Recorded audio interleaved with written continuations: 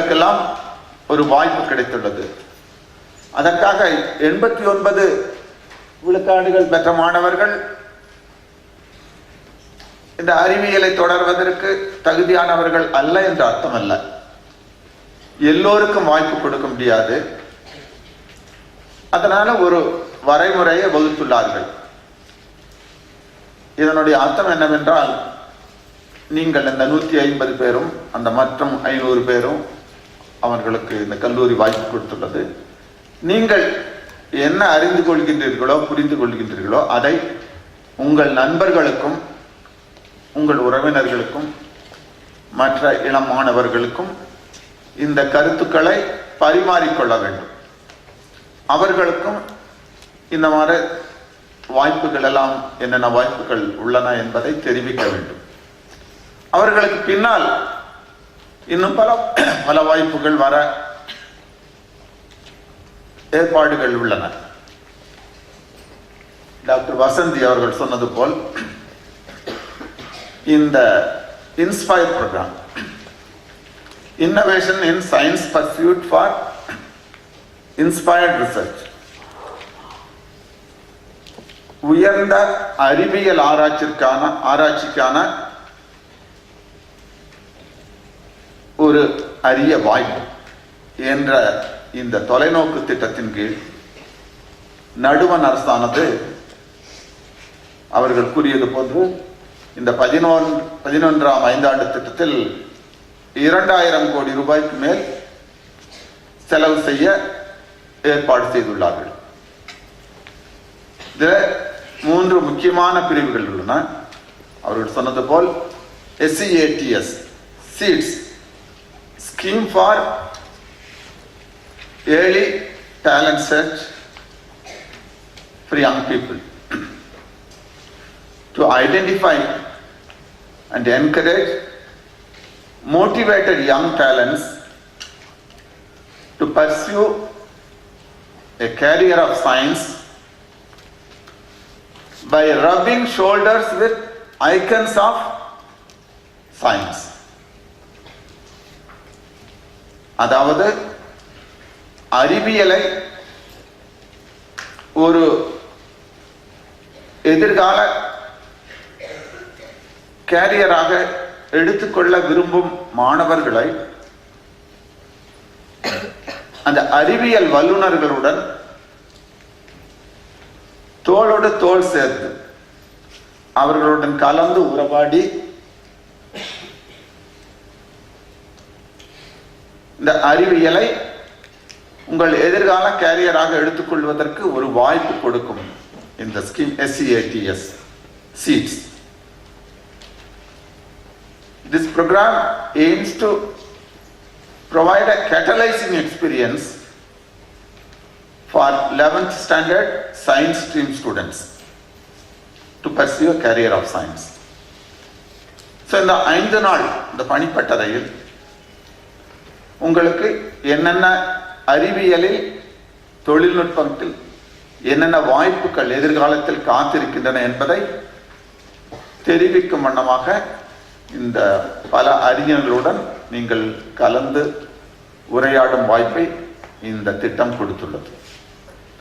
இதற்கு முன்னர் 6ஆம் வகுப்பு 7ஆம் வகுப்பு 8ஆம் வகுப்பு மாணவர்களுக்காகவும் அந்த அறிவியலில் விருப்பமுள்ள மாணவர்களுக்கு ஒரு சின்ன ப்ரோக்ராம் செய்வதற்காக நாடு முழுவதும் இந்த ஜூன் ஜூலை மாதங்களில் ஒரு திட்டம், இந்த சீட்ஸ் ப்ரோக்ராம்ல இன்னொரு திட்டம் உள்ளது.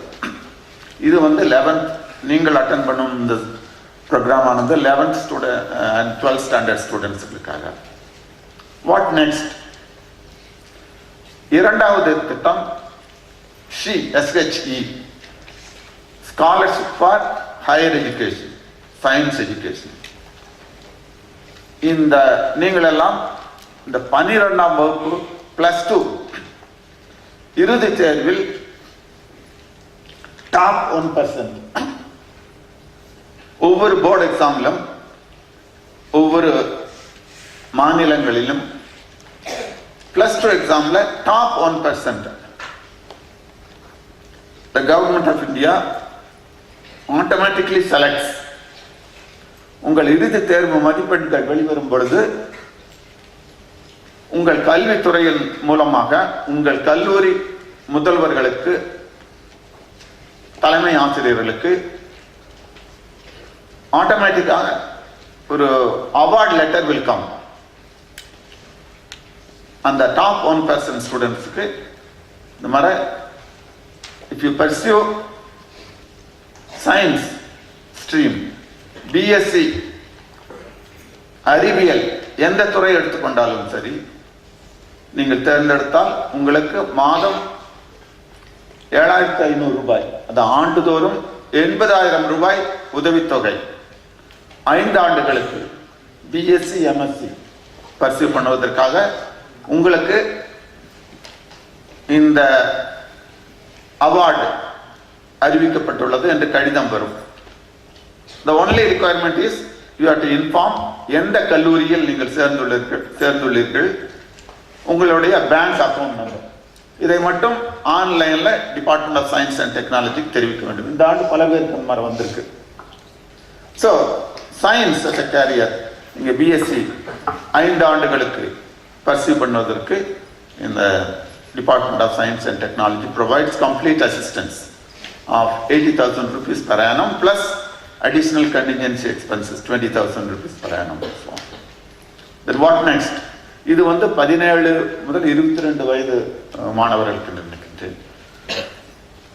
மூன்றாவது திட்டம் AORC, Assured Opportunities for Research Career. அதுல 2 ஸ்கீம்ஸ் உண்டு. இன்ஸ்பயர் ஃபெலோஷிப்ஸ்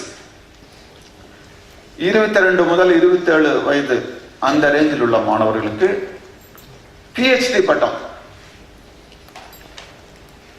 அறிவியலில் முனைவர் பட்டம் பெறுவதற்காக ஆராய்ச்சிக்காக மாதந்தோறும் 20,000 ரூபாய் scholarship plus annual additional contingency expenses. இந்த நாட்டின் எந்த மூலையிலும் நீங்கள் எங்கே வேண்டுமென்றாலும் ஆராய்ச்சி செய்யலாம். University, colleges, research institutions, so on. Again அந்த MSc எக்ஸாம்ல நீங்க இந்த டாப் 1% அந்த ரேங்க்ல வரணும். அது ஆண்டுதோறும் 10,000 மாணவர்களுக்கு அந்த மாதிரி கொடுக்க போறாங்க. இந்த BSc MSc scholarship I think 50,000 மாணவர்களுக்கு ஆண்டுதோறும் கொடுப்பதாக திட்டமிட்டிருக்கிறார். இந்த PhD ஸ்காலர்ஷிப் 5 ஆண்டுகளுக்கு. then after that 27 to 32 years அந்த ரேஞ்சில் இருக்கும் இளைஞர்களுக்கு, PhD முடித்தவர்களுக்கு இன்ஸ்பயர் ஃபேக்கல்டி ப்ரோக்ராம் கடந்த மாதம் டெல்லியில் அந்த செலக்ஷன் நடந்து நான் கூட அந்த கமிட்டியில் மெம்பராக இருந்தேன். PhD முடித்தவர்கள், ஆராய்ச்சி நன்கு செய்தவர்களுக்கு assistant professor of an IIT அந்த லெவல்ல சேலரியோட நீங்கள் எங்க வேண்டுமானாலும் ஆராய்ச்சி செய்யலாம். But you will be designated as an assistant professor. Salary IIT எவ்வளவு வாங்குறாங்களோ அந்த அளவுக்கு 5 ஆண்டுகளுக்கு பிளஸ் 7 லட்சம் ரூபாய் ஆண்டுதோறும் அந்த ஒரு ஊக்கத்தொகையாக ஆராய்ச்சியாக அவங்க 5 ஆண்டுகளுக்கு கொடுக்கிறார்கள். 32-35 வரை அந்த சப்போர்ட் இஸ் கண்டினியூயிங். ஸோ அதனால அதுக்கு பின்னால நேச்சுரலி அந்த லெவலில் வர்றவங்க ஆட்டோமேட்டிக்காக they will acquire permanent position and so on. So இந்த திட்டமானது ஒரு 6ஆம் வகுப்பில் தொடங்கி PhD போஸ்ட் PhD 35 வருஷம் வரையிலும் அந்த இளைஞர்களை அறிவியலில் ஊக்குவிக்கும் வண்ணம் அமைந்துள்ளது. ஒரு பிரம்மாண்டமான திட்டம். எங்களுக்கெல்லாம் உண்மையாக பொறாமையாக இருக்கின்றது. நாங்கள் எல்லாம் படிக்கும் பொழுது இந்த மாதிரி வாய்ப்பு இல்லையே என்று. ஒரு நிமிஷம், ஒரு வினாடி சிந்தித்து பாருங்கள். ஏன், எதற்காக இந்த நடுவண் அரசானது இவ்வளவு ஆக்சுவலா 5,000 crores பிளான் பண்ணியிருக்காங்க நினைக்கிறேன். இந்த remaining part of 11th plan பீரியட்ல இந்த 2,000 crores அலாட் பண்ணியிருக்காங்க. இதற்காக இவ்வளவு செலவு செய்ய விரும்புகின்றார்கள்.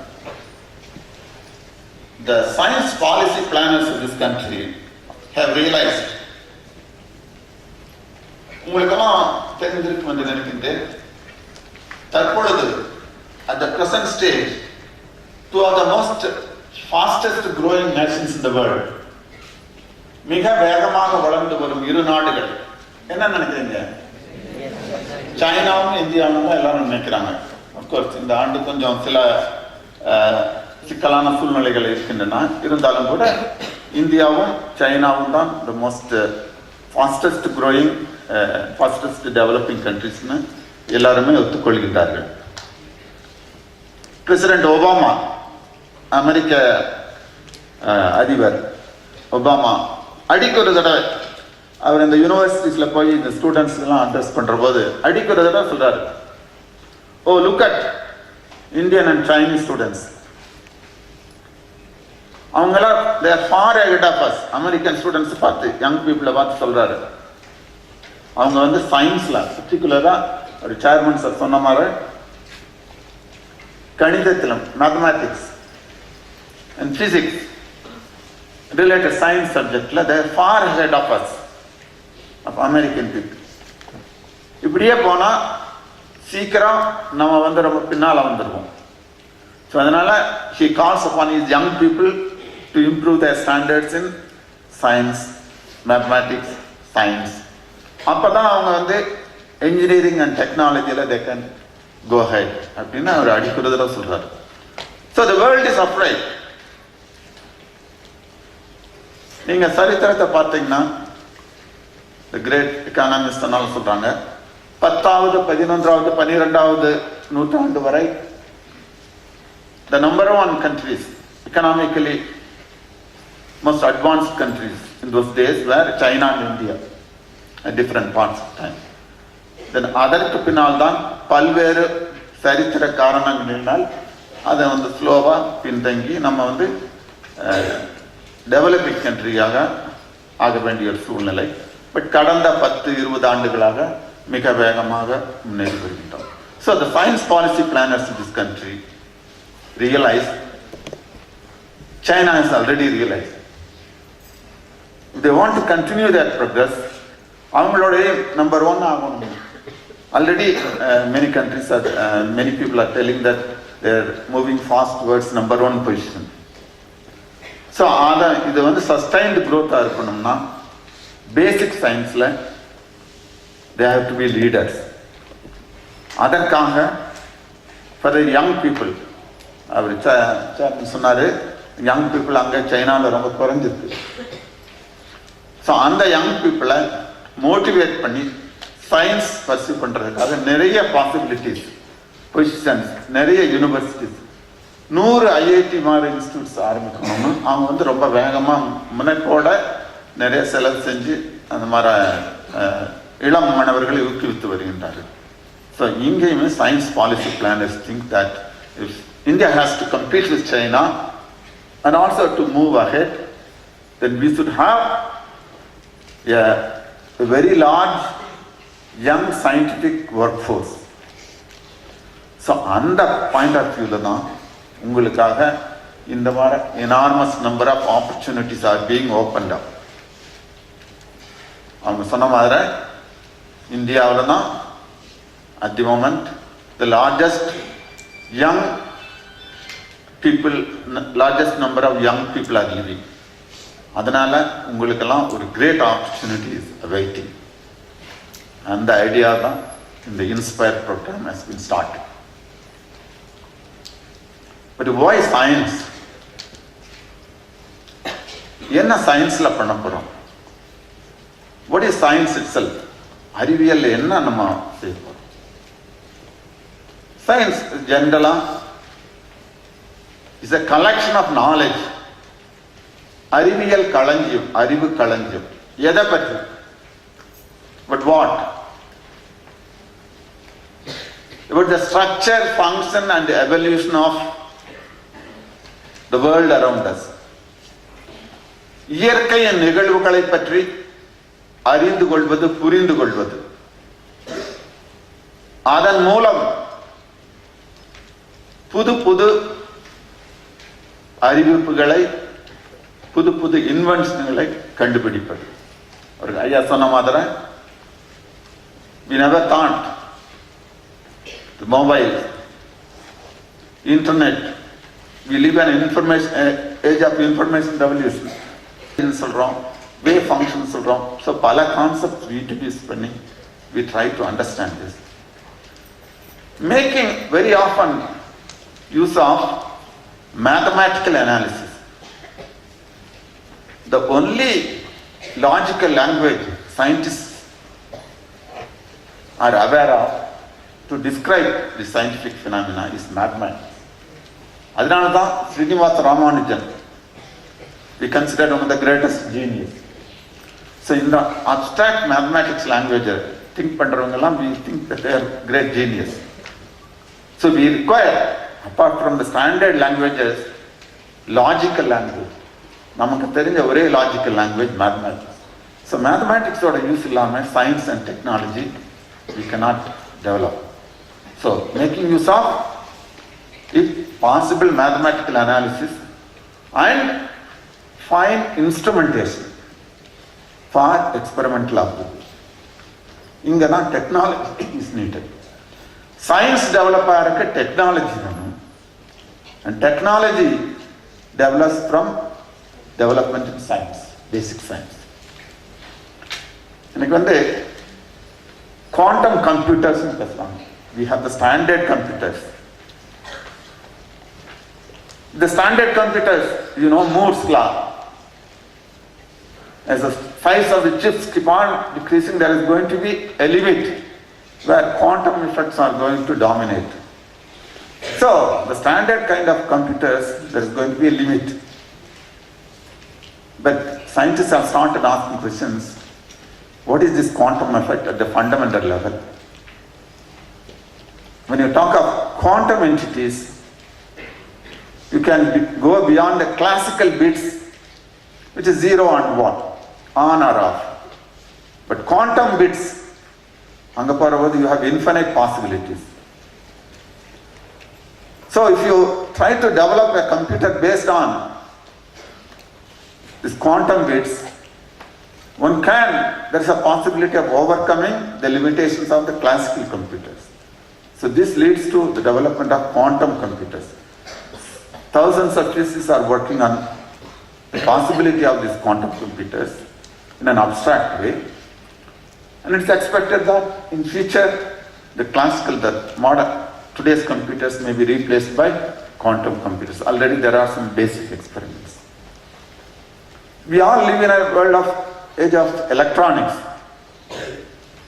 Electronics is nothing but manipulation of flow of electrons. The current is just the flow of electrons. Electrons have the basic property, they are charged particle. So another we manipulate pandrom. Valve layatum, transistor layatum, chips layatum, we manipulate and then we get all these effects.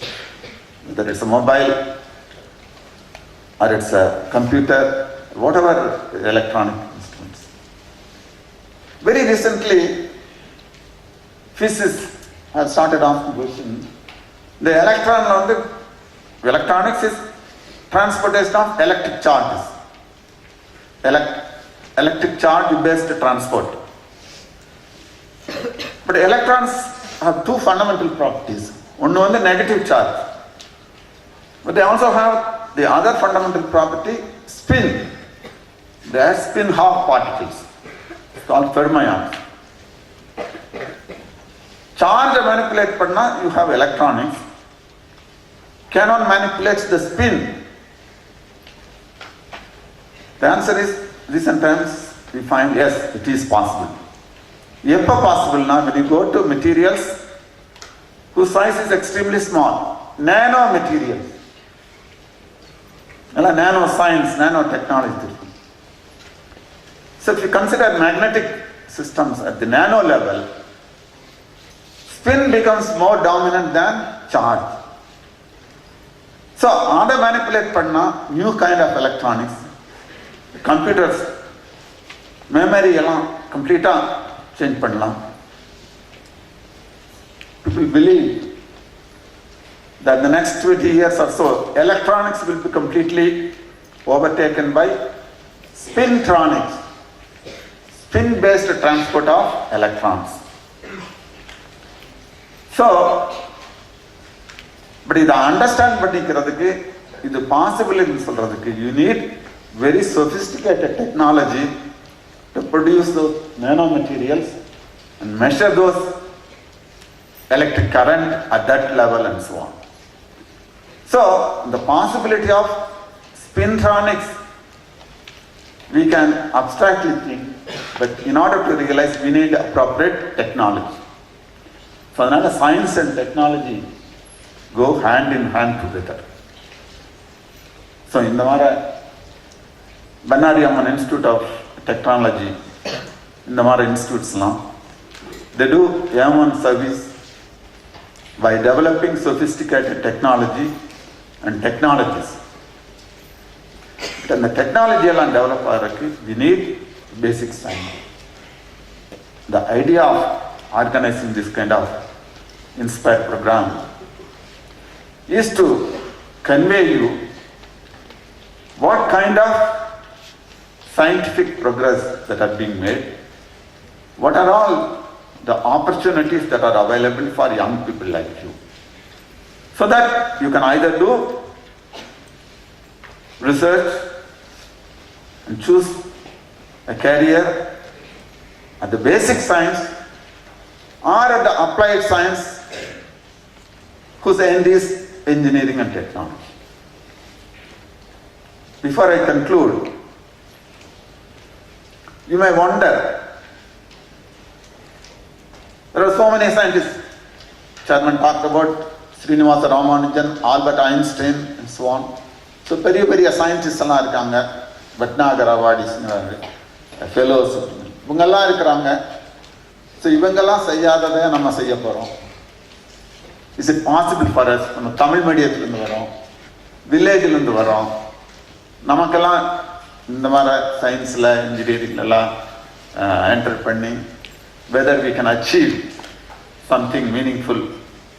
ஏன் நம்ம ஏதாவது simple ஜாபுக்கு போயிடக்கூடாதா, எதுக்காக இவ்வளோ கஷ்டப்பட்டெல்லாம் படிக்கணும் அப்படின்னுலாம் young people you might think.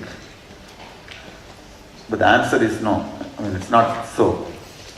எல்லோருமே, most of us come from very ordinary background, agriculture background, village background, Tamil medium and so on. Isaac Newton is considered to be the greatest intellectual ever to be born on earth. அது ஏங்கிறதுக்கு நான் என்னோட main லெக்சர்லாம் இல்லை. But the scientific world